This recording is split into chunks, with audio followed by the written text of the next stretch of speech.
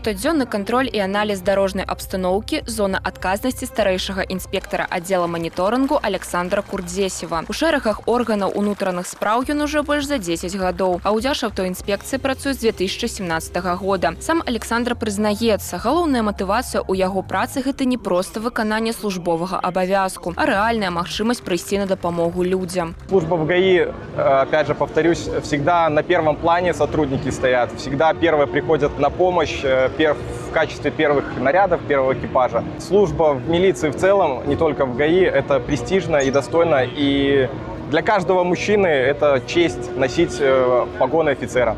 За 90 годов свайго існавання Дзяржаўтоінспекцыя прайшла велізарны шлях ад невялікіх падраздзяленняў да магутнай структуры, якая забяспечвае парадак на дарогах. Але якой бы сучаснай не была тэхніка, галоўнае – гэта людзі. Мерапрыемства аб'яднала як дзеючых супрацоўнікаў ДАИ, так і ветэранаў службы. Я начинал службу в 1982 году в Жлобинском РОВД.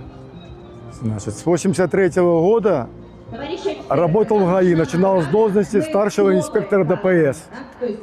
Дослужился до начальника ГАИ, которым проработал 10 лет в Жлобине. Все совершенствуется, и более современные виды транспорта. Если у нас были на то время ВАЗ-2101 и ВАЗ-2109 автомобили патрульные ГАИ, то сейчас и более современные. Інспектары ДАИ регулярно оказывают допомогу тым, хто трапіў у цяжкае становішча. У зімовы час выцягваюць аўтамабілі са снежнага палону. У летнюю спякоту забяспечваюць вадзіцеляў пітной вадой. За апошнія 20 гадоў удалося дамагчыся значнага змяншэння колькасці ДТЗ. Сотрудниками госавтоинспекции Гомельской области каждодневная работа, она позволила достичь желаемого результата. По итогам 6 месяцев мы имеем уменьшение количества зарегистрированных дорожно-транспортных происшествий, а также уменьшилось количество погибших и раненых в дорожно-транспортных происшествиях людей.